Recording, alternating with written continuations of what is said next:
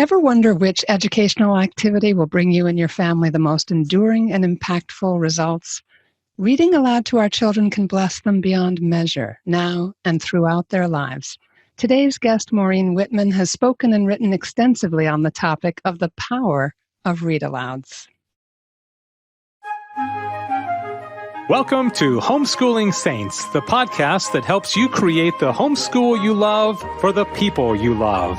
Our host is Lisa Mladinich, a Catholic life coach, TV host, best-selling author, and an instructor at Homeschool Connections. Before we get started, remember to subscribe to this podcast so you never miss an episode. And if you're watching on YouTube, click the bell to join our channel. I'm your host, Lisa Mladinich, and today we're delving into the power of read-alouds with one of my favorite people, Maureen Wittmann. Maureen is a wife, mother of 7, and grandmother of 7, and counting. She is also co-editor and contributing author of A Catholic Homeschool Treasury, The Catholic Homeschool Companion, and Why Should I Learn This? She is the sole author of For the Love of Literature. Maureen, along with Walter Crawford, is co-founder and co-director of homeschoolconnections.com. She is grateful for all the homeschool parents who helped her over the years as she works to give back to the community through Homeschool Connections. Maureen's fondest memories of raising her children often include the books they shared together as a family. Even the time they ran out of gas and found themselves stranded in the middle of Michigan's Upper Peninsula because they were so engaged in listening to Little House on the Prairie. That made me laugh, Maureen, because I've done that. My daughter and I were listening to an audiobook on a trip that should have been 8 hours. It ended up being 10 hours because I got so lost. Welcome to the program. Thank you, Lisa. I'm so happy to be here. You know, I have to tell you, it's so funny that you brought that up because I texted my kids right before we started. I'm like, quick, tell me your favorite memories of read-alouds and your favorite books as a child. And my daughter, Mary, texted, oh my goodness, that time we were driving through Canada and the Upper Peninsula and we ran out of gas reading Little House. I didn't know you ran out of gas. That's hilarious. And that's one of her happy memories. Yeah. That's awesome. Well, it's funny. We were about 10, 20 miles from the nearest gas station. So my husband got out and started hitchhiking, and the kids and I spent the next hour praying, dear Lord, please don't let, an axe murderer pick up Daddy. So apparently your imaginations were really highly active after all that. Little House on the Prairie. It's very funny. Oh my goodness. Yeah. When this topic of read-alouds comes up, there is a certain segment of parents that will go, oh, no, that's not for me. Sometimes it just feels awkward to them, or maybe they weren't read aloud to, or they don't quite get like, what is it going to give back to us? For the person who's a little uncomfortable and doesn't see themselves as a read-aloud kind of parent, and I know some of those, what encouragement can you offer them as far as what is going to happen there between you and your child with a read-aloud? Well, and that is a thing. I hear that a lot when I talk about this at conferences. It's not everyone's comfortable reading out loud, right? Because they're worried about, I'm not good at it, I can't do voices, all those little things. But you know what? It doesn't matter. Your kids love you. They love being with you. When they're still little, they still like you, right? Yeah, exactly. It's special time with mom and dad. And if you have the most dull, monotone voice, they don't care, have some fun. Once you get used to it and you get more comfortable with it, try out voices and try out some techniques. But for the most part, just delve into it. And, part of it may be just finding the right books that roll off the tongue more easily, books that rhyme, starting out with simple picture books. You can do it. I encourage you to just give it a try. I feel like don't worry about technique. Yeah, exactly. And I feel like if you start, like you said, start off with a little rhyme book with the little kids, you simply cannot fail. If you're cuddling with a little kid and reading a nursery rhyme, they're enjoying the pictures. They're thoroughly enjoying being in your arms. Right. But also, can they just start small? Like even if you have older kids, could we just do bite-sized read-alouds? Yes. I mean, I was babysitting last night for the grandkids, and my little 18-month-old granddaughter went and got, a picture of Sandra Boynton picture book for me to read. Oh, I love those. Yeah, I love her. So it rolls right off the tongue, right? That's one that's easy. My grandson brought me how to build, or if I could build a house, and if I could build a car. Those are really good picture books. They have engaging pictures, lots of rhyming words. It reads really well and really easy. So yeah, you could start small, build up, and you know what? Don't ever stop. Keep reading aloud when they're adolescents and they're teenagers. Get them reading out loud to you. If you have a large family like me, then you have the older kids read to the younger kids. It's like that trip up north where we ran out of gas. We had a day where it just rained like crazy. So we had a little pop-up camper, and we spent the day in the camper playing board games and reading out loud to one another, even though I had teenagers. You can't start too early, the day they're born. I feel like there's never stop. Yeah, exactly. And I feel like there's lots of little transitional things that can happen. Like you were saying, the teens or the young adults can be reading little picture books and things to the young ones. But when the family sort of bears witness to the love of books together, that seems like not only emotionally bonding, and I know you have some great stories about that, but it also is just this witness that, books matter. Right. Emotions are contagious, Lisa. I mean, my friends hear me say that probably way too much, but they are. And if you're excited about reading, so your kids will be too, excitement, joy, all those things are contagious. So find the joy in it, and your kids will too. What are some benefits to them and to your relationship as far as sharing those emotional moments? Well, so I always tell the story of my daughter, Mary, when we read Little Princess together. And anyone who's read stories like that with their kids, Railway Children, Little Women, right? Those Kleenex stories, will have experiences too, and, there's a scene in Little Princess when little Sarah Crew realizes, finds out her father is dead. And she's in bed and she's crying, my papa is dead, my papa is dead. Oh my God, I'm going to start crying now. Mary and I are just awash in tears, right? She's 6 years old. The two of us are crying together. We're sharing emotions. And, the teenage years aren't always perfect. But you know what? I think it really helped our relationship as she grew into an adolescent, as she grew into a young woman, to continue to share those kinds of emotions, to share things we're joyful about, but also the things that we are concerned about or sad about. So I think it does create emotional bonds amongst family members, definitely. Absolutely. Have you had any moments like that where you've noticed that there was permission for your sons to be more emotionally transparent as the result of a story? I think so. I mean, my boys at least are not as emotional as us girls. Right. And I remember a few moments when, they would get a little teary-eyed and I'll try to man up and step away for a minute to find a Kleenex. But yeah, I think it did help them be a little more open with their emotions I was just reading a study in Reader's Digest about how people who read fiction are more empathetic. There's something about reading fiction that makes people more open and kind to other people. And, I would say my young men are empathetic, kind young men. And there are a lot of reasons for that, of course. But I'm sure that reading aloud together probably helped. And they continue to be readers as adults. So, yes. It really does ignite a life. Yeah, just finding the joy together can really ignite a lifelong passion, can't it? It can. We do what's enjoyable, right? We eat food that's enjoyable. We listen to music that's enjoyable. So if we read books to our children, they're enjoyable. And if we create environments, they're enjoyable as we're reading aloud. Of course, when they become adults, sitting down with a book is going to bring back all those good feelings. My oldest son, severely dyslexic. So, learning to read was really hard for him. He was 10 before he took off. But being dyslexic, I had to read everything to him, right? Mm. And if he was going to be successful in our homeschool, he's an avid reader now as a 30-year-old man.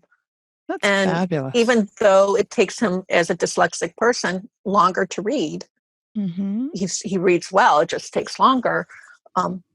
He still has a love for it. And I really think part of it is that it was an enjoyable, pleasant experience. It was cuddling on the couch with your mom when you're 6 years old, sharing time with your family, letting him pick out books. When I sent that text this morning, he came back yet. My favorite book was reading The Hobbit, listening to The Hobbit on audio while I did snap circuits, while I was doing science experiments. Oh, nice. So that's a fond memory. And I bet he's read The Hobbit probably 6 times, Oh. That's a wonderful book to read aloud. I've read that myself in the armchair, and I've read it aloud to my daughter.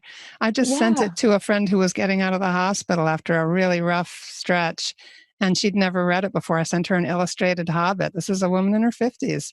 She could not put it down, and it really lifted her spirits. It gave her the sense of life being an adventure and God's providence and everything else. It was just... Some of these books are just gems. What are your favorite read-alouds? Which ones are the most conducive to reading aloud that you find, or some of your personal favorites? I know the list is endless, right? I know, right? Because we could our whole episode could be listing books. Yeah, there are the classics. There's Narnia, of course. Everyone has to read Narnia. The beauty of Narnia is that you can read it at so many levels. So I read it every 2 years to my kids, because I wanted to read it to every one of my children. I wanted it to be special to them. So I read it 7 times. Wow. But what does a 6-year-old hear? It's a cute story about a lion and his friends. Right. But when they're 12, they start to get the underlying meaning. And then when they read it as a 16-year-old, or me reading it as a mother, you understand it at different levels. When I led the teen group, I used to lead the teen reading group for 15 years. Wow. And one year they went to do a whole year of Lewis. And I always let the teens. Awesome that's what they wanted. Right. We could do a whole thing on the teen reading group but the most important thing was letting them choose the books. I had veto power, but they always chose the books. So they're the ones who said, let's do a whole year of Lewis. So we did The Last Battle from Chronicles of Narnia. So these are upper level high school students, and they want to read Narnia. And The Last Battle is so profound. It's one of my favorite books. So Narnia, classic, reads well. It flows off the tongue well.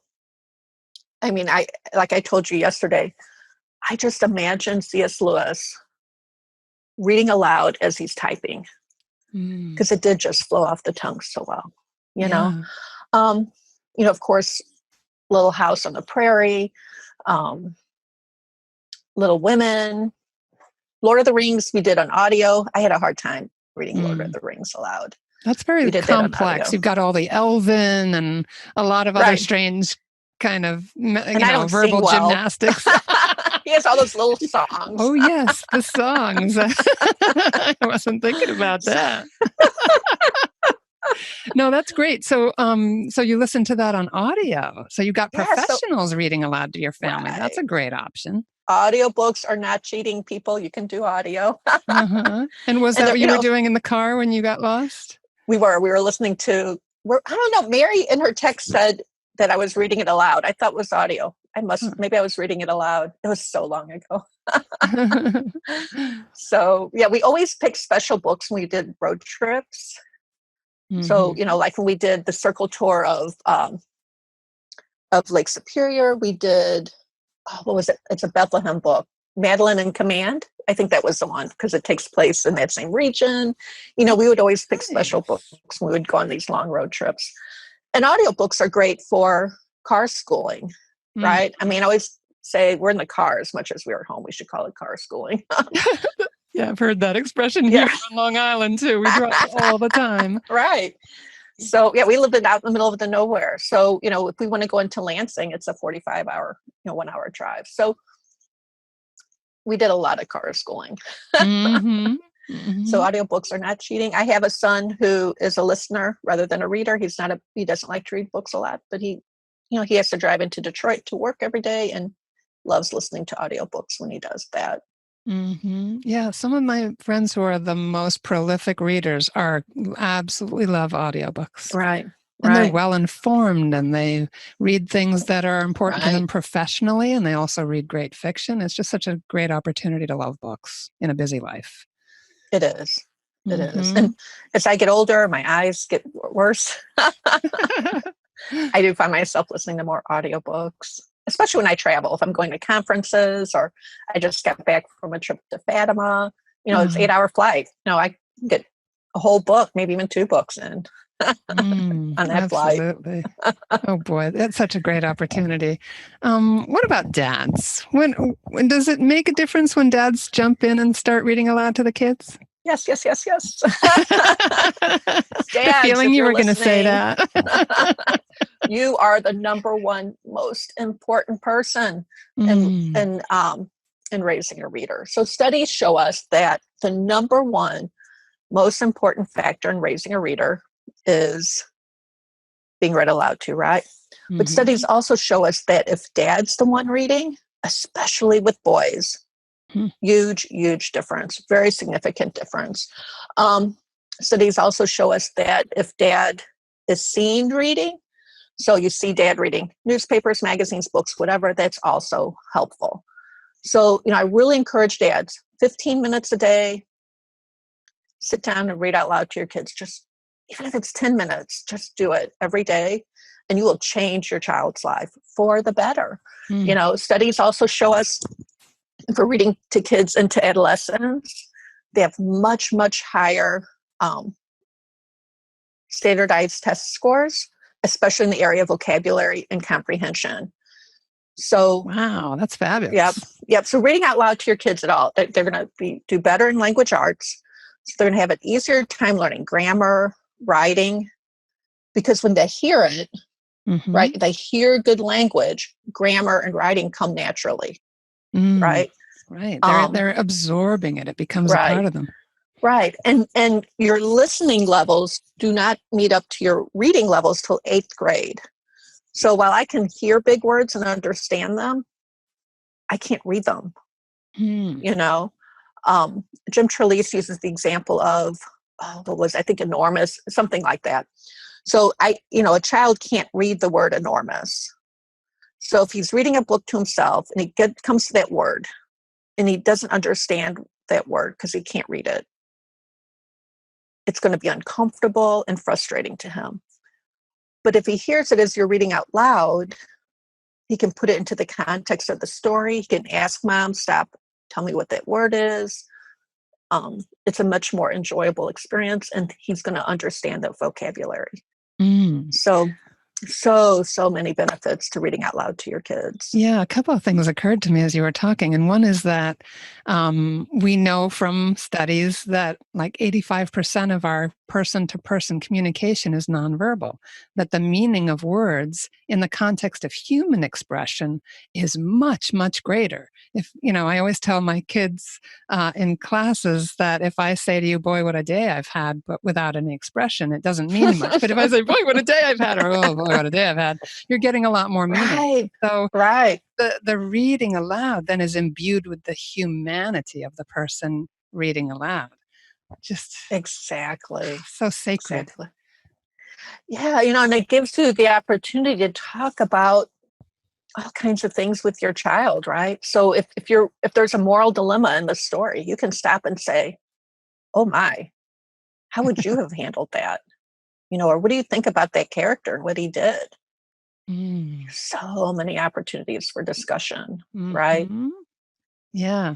I remember when my daughter was little, we would stop and I would say, oh, what do you think's going to happen next? And I didn't even know I was doing an educational thing. My mother, who was a teacher, overheard me doing that and said, do you know that you're actually doing a thing, an educational thing, helping her to sort of leap forward and start to make connections and evaluate the story. And I was like, oh, really? I was just like having fun being in the mystery of the moment, But isn't it funny how that can naturally happen, where the parent and the child together are doing wonderful educational things, whether they know it or not? Right. I mean, just having a conversation, right, with our children is so important. So I have a daughter who had to have speech therapy, and it's a hereditary thing. When I was little, I had to have speech therapy. You couldn't understand a word I said. And so this child had the same speech impediment. And when I went to have her tested, I learned that speech issues are on the rise because parents don't talk to their children. So when she was tested, she tested off the charts for reading comprehension, vocabulary. They were like, can't understand a word she says, but boy, can she understand you. Yeah. Do you read out loud to her? Beautiful. They knew. Mm-hmm. They knew that I read out loud to her because the therapist told me I've never seen a child with vocabulary that high who was not read out loud to. Oh, beautiful. So, but not just that, but sharing the stories together, having conversations together, just talking, as a family and building those bonds. So when they do get to be adolescents and teenagers and adults, we continue to have those kinds of discussions. Yeah. And, I'd like to also reflect back to something else you said about how important dads are. We're in a culture, because it denigrates fathers, that dads may unconsciously, in a sense, step out and get out of the way and let mom do all the schooling and the interacting with the kids. I think they're enculturated to feel like, well, I'm the breadwinner. That's kind of my role. Now, among families that practice Catholicism and other forms of Christianity, the father may well be a more respected figure and more of a leader in the home. But it's important for us all to recognize that we are influenced by our culture and that getting dad in there is critical. And we really need to fight for that and encourage dad and support him and make room in our lives for dad to play a role. We do. And, I know dads who are homeschooling dads who take the main role in homeschooling. But in a homeschool where mom takes the lead role and she's the homeschooler, this is one way to get dad involved. Dad, when he comes home, you have dinner table conversation. Ask what you learned today. You can support mom in any discipline issues, but always being a positive force. And this is one way for dads to really make a huge, huge impact, with little time commitment, but still very powerful. And we need to recognize how important dads are and not denigrate them. And not make them out to be, not as important as the mom, because they are. Yeah. So, such a strange culture. We have this opportunity with our kids to say no to all of that. And to raise our young men to be great fathers. Yes. Right? If we denigrate our husbands, we can't expect our sons to grow up to be good fathers. We need to build them up. And this is one way we can do that. So what's the urgency right now in our times with getting this message of read-alouds out to families generally, even beyond the homeschooling community? Yeah, I just read a study in Washington Post. I just read it. I think it was posted a year or two ago, though, where we were seeing a really sharp decline in people who read for enjoyment. So I forget what it was. It was, hold on, I wrote it down. 22% of women read aloud for enjoyment, or not read aloud, but read for enjoyment after college or high school. 15% of men. So only 15% of men are reading for enjoyment. Wow. So if you're reading out loud to your kids, you can go against that tide and don't let your kid be one of those 85% who do not read. Just like the other study we talked about, you're more empathetic if you read fiction. So there are a lot of good benefits that come out of that as an adult. And it just breaks my heart when I read those kinds of statistics. Everything that they're So, missing. yeah, let's do something about it. Yeah, exactly. And we definitely can. So right now, I'm sure lots of people listening are thinking, well, where can we find great reading lists? What would be some places to start? Well, I love reading lists almost as much as I love books. So if you want, we can put some in the show notes. I have tons at the Homeschool Connections blog of reading lists. Our most popular blog post ever, I did a reading list for 6 to 12-year-old boys, because that's the big question when I go to conferences, right? Or every time I write an article, can you give me a reading list for my boys? So we had over 100,000 people download that reading list. So I will give you a link. You can put that in the show note for reading lists. There are tons. We have a family reading list that our Homeschool Connections parents put together, reading lists for girls, reading lists for teens, just tons out there. Isn't it good to know that when we put our heads together, we can really come up with an abundance of options that, this kid might like sci-fi and that one might like a swashbuckling adventure and that one might, want to read about fairies, but there's something out there for all of them. Any particular authors that you love for read-alouds? Gosh, just a few of your favorites. I don't want to make you remember every book. Besides C.S. Lewis. Sure, E. Nesbit was a big favorite of my kids. So The Enchanted Castle, Railway Children, 5 Children in It. We just re-listened to 5 Children in It. So that's, we're adults now. We listen to that. Oh gosh, yeah. I love those. I love the kids' books. I still go back and listen. Well, it's like you said, the really good ones are really layered stories that you can experience very differently at different ages. Well, C.S. Lewis wrote a story or a child's story that can only be enjoyed by children is not a good children's story in the slightest. So if it can't be enjoyed by adults, it's not good for kids either. So, and one of his favorite authors was George MacDonald. So The Princess and the Goblin, The Princess and Curdie. Again, that's one that our teens read. My teen group chose Princess and the Goblin. So good. So good. Yeah. So, Winnie the Pooh books, if you want to go for the younger kids, those were fun. Madeline. So I was babysitting last night and my little granddaughter told me, oh, this was my mommy's favorite book when she was a little girl. And she pulled out Madeline. Wonderful. Yeah. So what are just if we're encountering a book, say we just have a particular book and it may not be on somebody's list, but what are some elements that we look for in a story that's worth sharing with our children? Like what are the themes or the truths that are embedded in the really, truly kind of classic stories that really bless our families? Well, you need to be able to understand it at different levels. So Narnia is a good example of that, of course. Look for humor. Everyone loves a funny story. So, Peter Pan, Cheaper by the Dozen, All Creatures Great and Small. There's some good humorous stories out there. Stories that reflect the good, the true, and the beautiful. So, for example, Tolkien. A good story has redemption in it.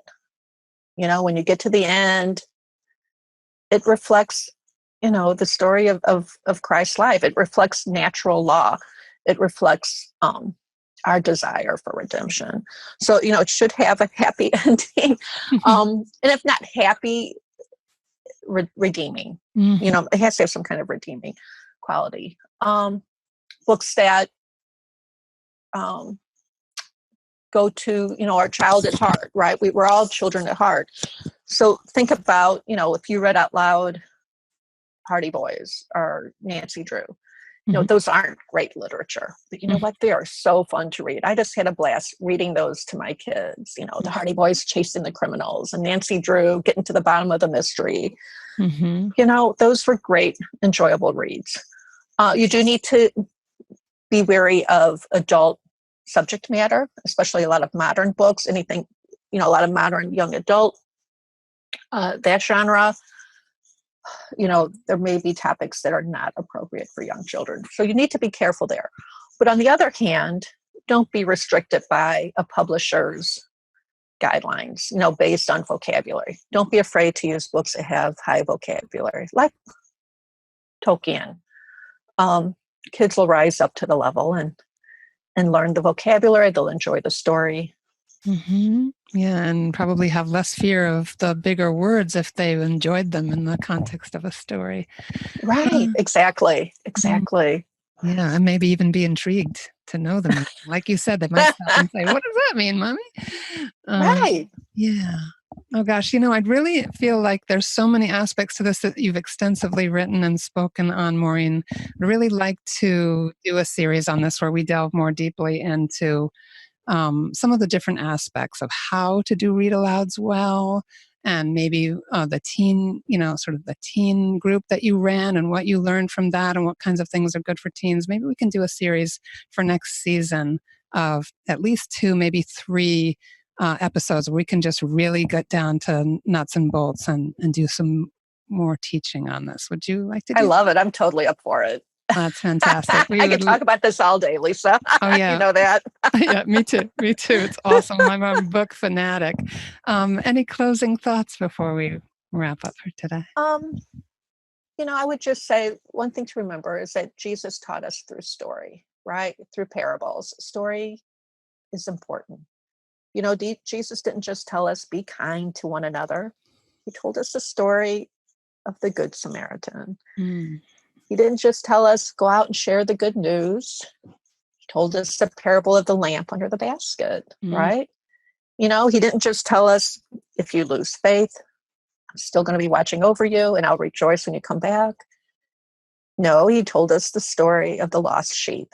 So, I would just like to close with, remember, story is important. Be like Jesus. Oh, beautiful, beautiful. That's such a great note to end on and to contemplate and take into prayer, especially if we weren't read aloud ourselves and we're thinking about, I might just take this risk and start something new in my own family. Thank you so much, Maureen. And I know that we can find you at Homeschool Connections. We can also find you at your website, maureenwittmann.com. And Wittmann is Wittmann. MaureenWittmann.com. Is there anywhere else that people can find you that you'd like? Oh, yeah. Well, the website is a little old. They'll find me there, but I haven't looked at it in a few years. And they can find me on Facebook, on Instagram. I'm everywhere, Okay. Yeah, you're pretty easy to find. I'm easy to find. Thanks be to God. Thanks be to God. You're such a blessing to the homeschool community, Maureen. Thanks so much. And thank you, everyone, for being with us. And please stay tuned for our short feature coming right up.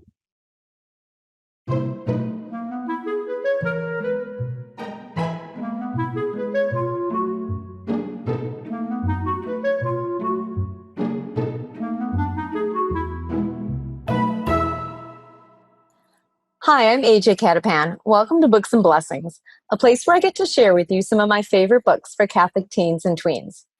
Today, I'd like to introduce to you 8 Notes to a Nobody, a novel by Catholic author Cynthia Toney. 13-year-old Wendy has a lot going on in her life. She's quiet and artistic, but usually lets her own talents take a second seat behind her ballerina of a best friend, Jennifer. At school, Wendy may not care that much that she's not popular, but she does care when a brainiac named John bullies her by calling her bird face because of her beak-like nose. And she does wonder who's been leaving yellow sticky notes for her all over the place. Add to that preparations for a spring arts program, caring for a bunch of abandoned puppies, and trying out for the school track team, and Wendy has her hands full as she makes the transition from 8th grade to high school. I found this to be a very sweet and often humorous look at growing up in the face of bullying and trying to figure out what constitutes a good and valid friendship. Wendy struggles with lots of issues that middle school students typically do, and author Cynthia Toney tackles these issues in a realistic yet funny way. For example, Wendy has a classmate named Tuki who was very popular, and Wendy refers to her and her group of friends as Tuki and the Sticks, which I'm pretty sure needs to be the name of a band who plays 80s music. Throughout the story, we get a few glimpses into how Wendy's Catholic faith guides her through the murky waters of early adolescence. One moment I found particularly humorous was when Wendy is helping her mom with some laundry, and she accidentally gets a towel snagged on a glass parrot her mom had rescued during a roadside scavenger hunt. Wendy nearly swears in reaction, but then she stops herself because she remembers that she promised Father Gerard at her last confession not to cuss. 8 Notes to a Nobody by Cynthia Toney has been awarded the Catholic Writers Guild seal of approval and has been followed up with several sequels, including 10 Steps to Girlfriend Status and 6 Dates to Disaster. To see more book suggestions, visit my website at ajcatapan.com. There you can also learn more about my own books for young readers, including my YA novel Angelhood and my middle grade novel 7 Riddles to Nowhere. Thanks for joining me on Books and Blessings. Be sure to find me online on Instagram, Facebook, and Twitter, or on my website, ajcatapan.com. Until next time, happy reading. And that's our show for today. Our program is sponsored by homeschoolconnections.com. Be sure to subscribe to Homeschooling Saints and leave us an honest review. God bless you, and thank you for joining us.